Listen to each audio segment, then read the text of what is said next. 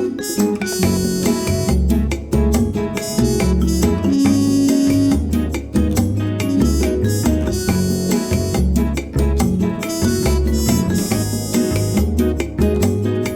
guys, welcome back to another episode of Point of View. I'm excited today to continue this Syrian cycle of systemic racism and how can we continue to support our Black communities. And today we have a guest with us that will be kind of continuing the conversation and the topic and telling us a little bit more about what he's doing with his organization to kind of continue to get the change going and create positive changes in our Black communities.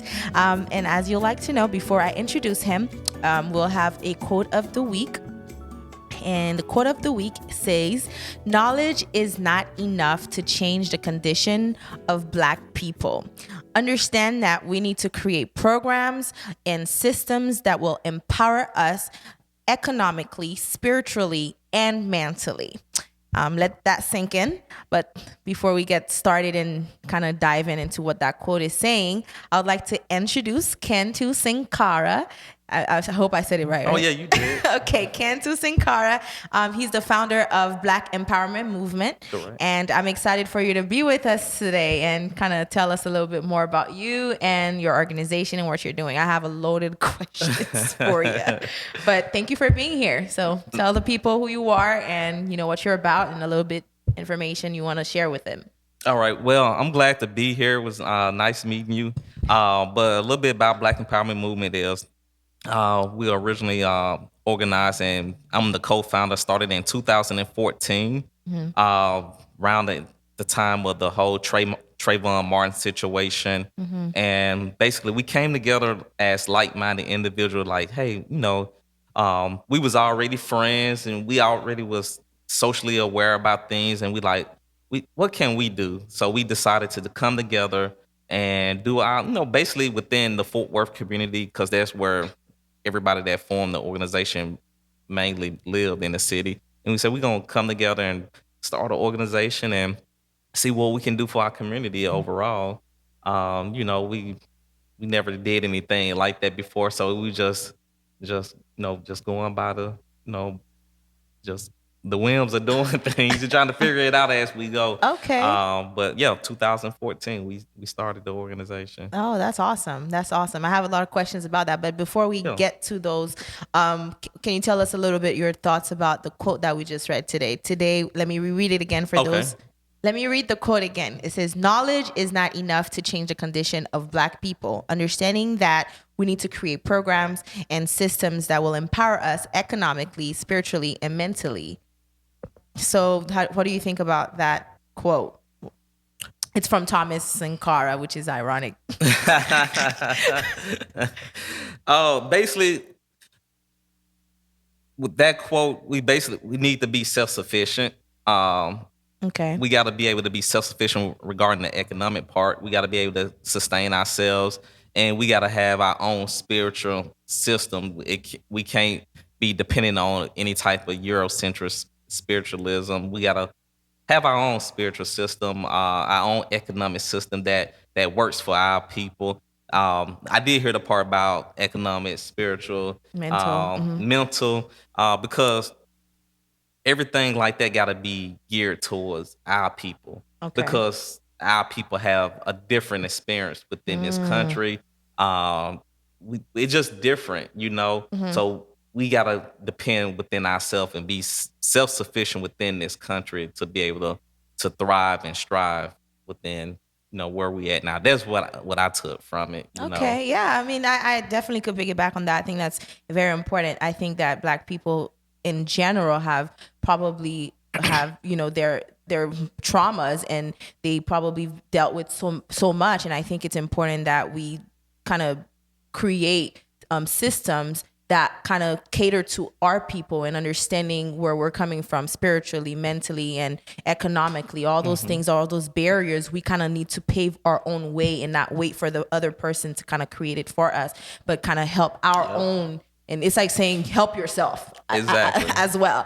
And that kind of brings me back to that this question, because I know you said that your organization also focuses on focuses on community welfare.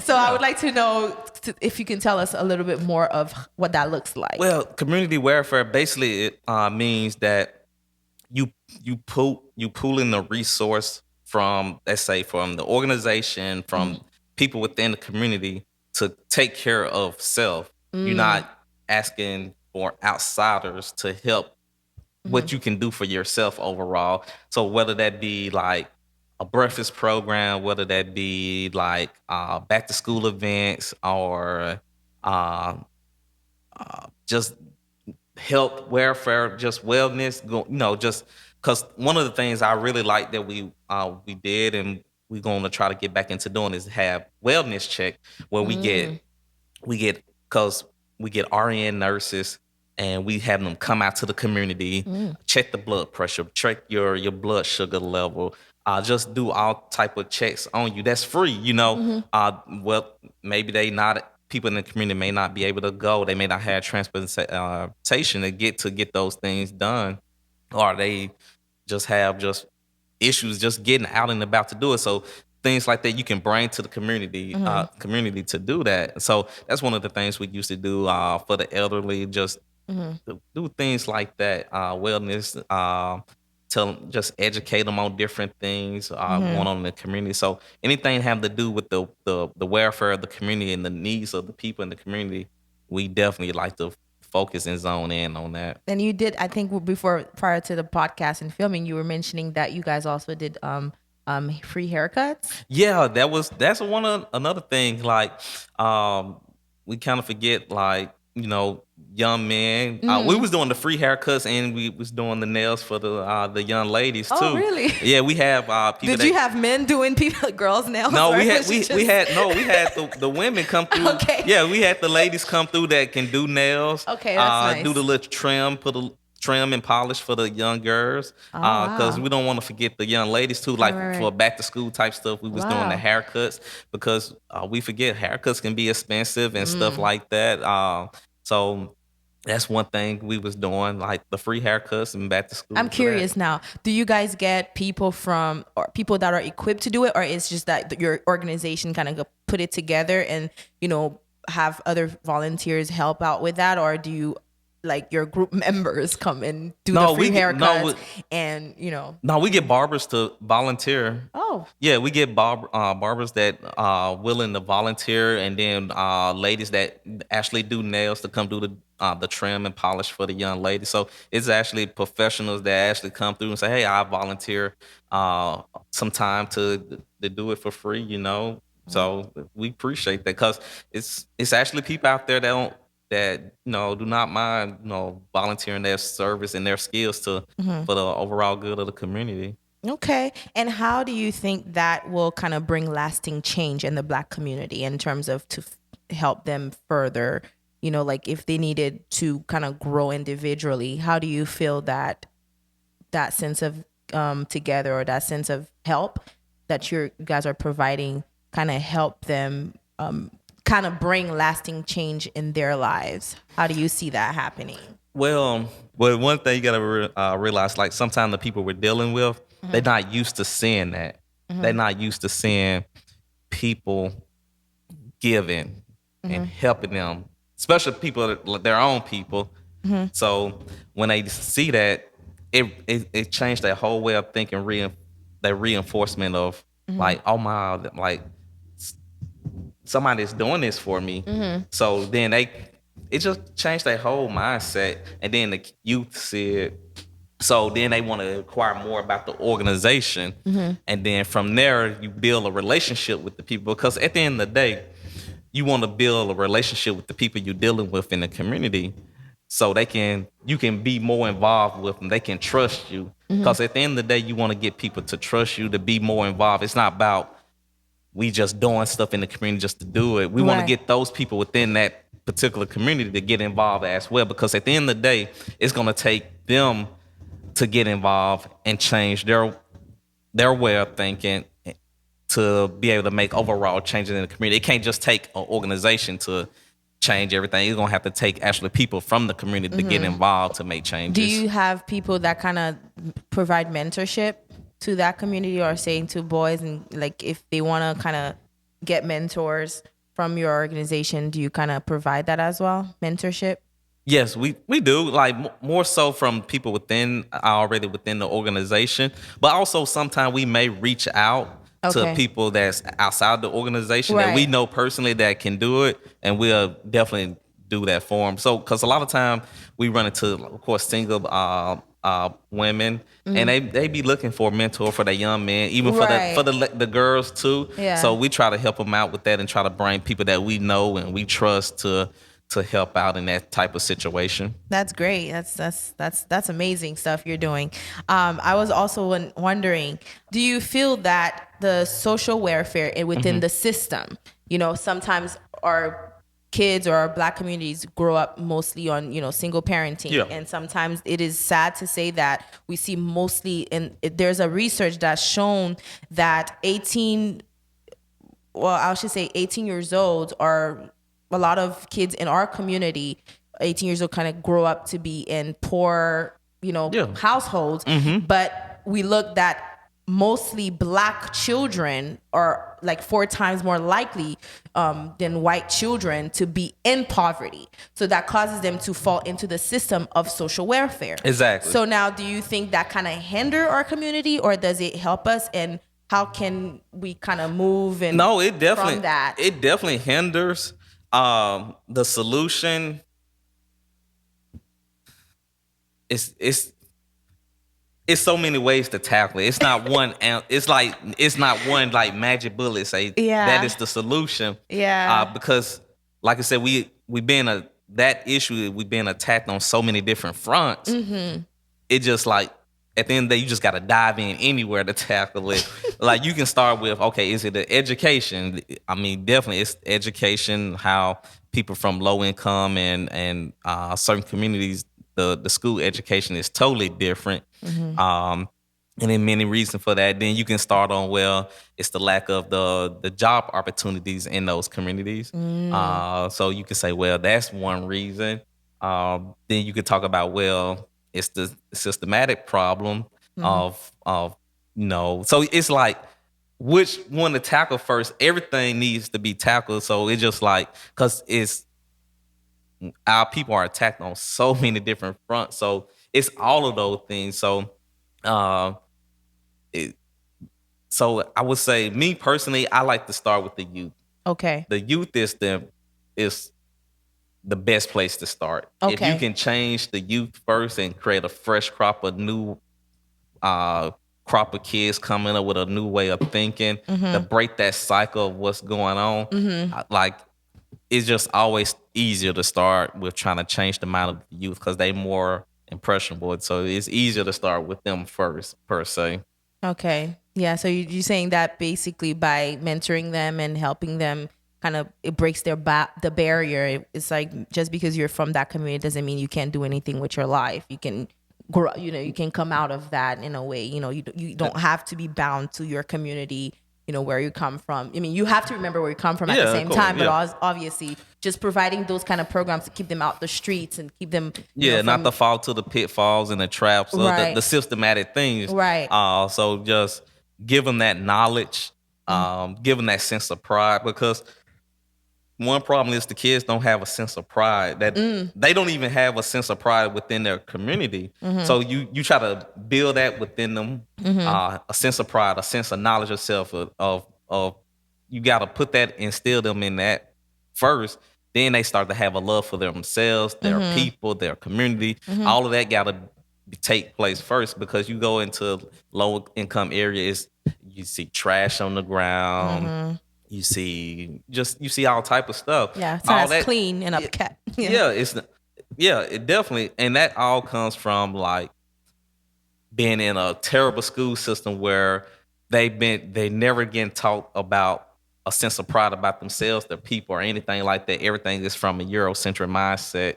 So from the cradle to adulthood, they're never getting taught that They're not getting it at home because their Yeah. parents was in the same system. Right. So it's just easy to start there, break that cycle, and instill it in them. If you can change their mind, then you can change the whole outlook for the community as well. Yeah, yeah, I definitely see that.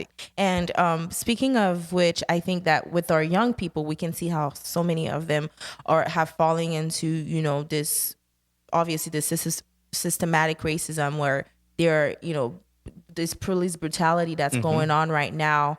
How can you kind of teach them how to? And I see that you said you also focus on self-defense in your organization, and how does that look like in our community?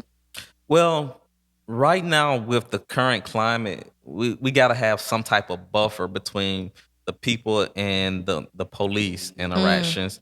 So right now, the best thing we're trying to be as an example as an organization is show, show by example that we can take care of our own people.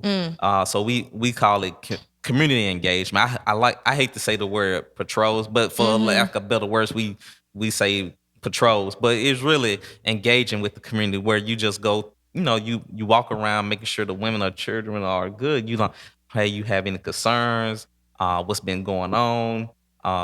Just ask them, is everything good? You need help with anything? And then when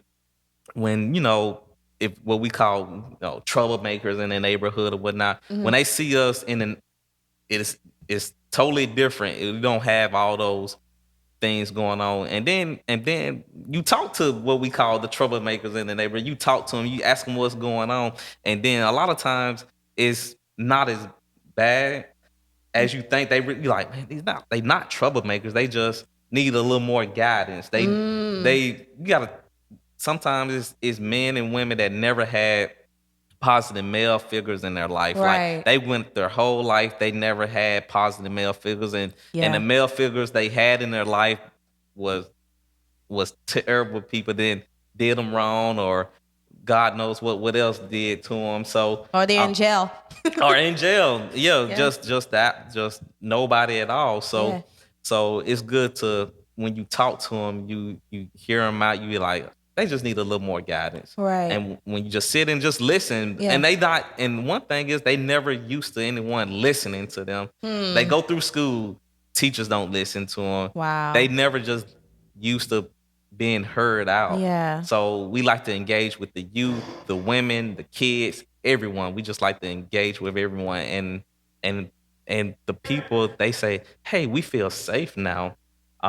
About things. They say, when we see you guys around in the neighborhood, we feel better. We feel secure. Wow. So that gives us motivation to continue to do that, because we gotta, at times like this, we gotta look within self to protect self now. I love that. Yeah, we got to. We got all these good men and women that's really serious about community and about protecting the people.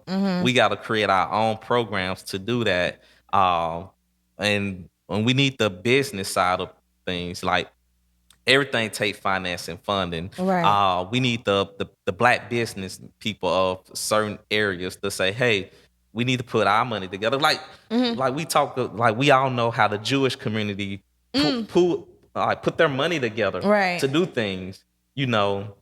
That's what we need to start doing as a black race. We need to start putting our money together, pulling it together to fund things like security and all that type of stuff. I definitely agree with that. I'll get back to that question that I have, but in terms of self-defense, do you think that there's a proper way to defend yourself against police brutality as a black person?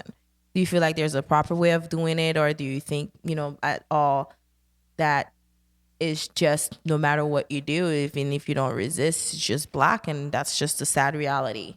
Or do you think there's something that we can do to just so we can stay alive? Well, if your life in danger, you should always protect. First and foremost, if your life in danger, you got to be able to protect yourself.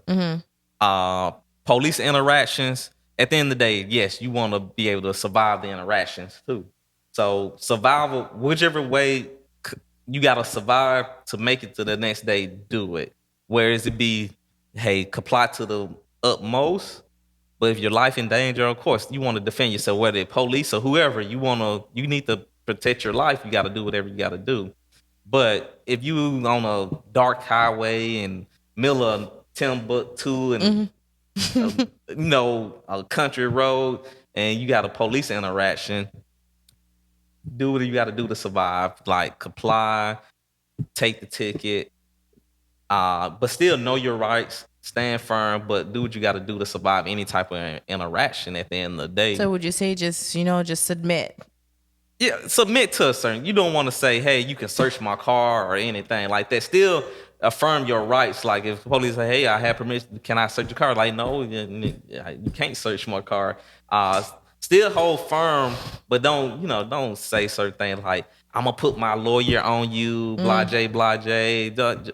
So you think that It's a balance. It's a balance where you still show that, hey, you firm, you know your rights, but you don't go talking all off the rail crazy at the same time. Okay, I think that's the challenge. It's like there's a blurring line between, what do I do? Because it's just like whatever I say might be kind of set them off just because of the color of my skin. So True. it's like, even if I do show that I'm firm, but it's like, do I even talk? Because Yeah. I don't want them to just, whatever I say to show that I know my rights kind of set them off. And next thing you know, I'm just another. And that's the sad part of the situation we're in this society that we have to deal with. The thought that we even have to have a conversation about, oh, this fine line.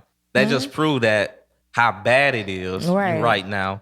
And that just goes to show that at the end of the day, this issue is not going away anytime soon. It's not going to go away. It's the way things are now. It's probably no real true solution. Okay. The only true solution, in my opinion, is Okay. we gotta talk about sovereignty. We gotta talk about independence. I think the end goal where we need to go is we gotta have sovereign land somewhere. Now, people will say, "Hey, where are we gonna have it at?" Me personally, I feel like we need to take land within this country and start our own nation or have some type of sovereignty. We got to take them. I mean, they did it for the Jewish community. They took a land in Palestine, took away from one group of people and gave it to the Jews. Okay. I'm thinking more so like that. I'm just for example. Let's take the whole state of Mississippi. Give that land to us, or take the whole land. Take Louisiana, Mississippi, Georgia, and Alabama, just several states, and give us all of that land to us to sovereign and govern ourselves as a people.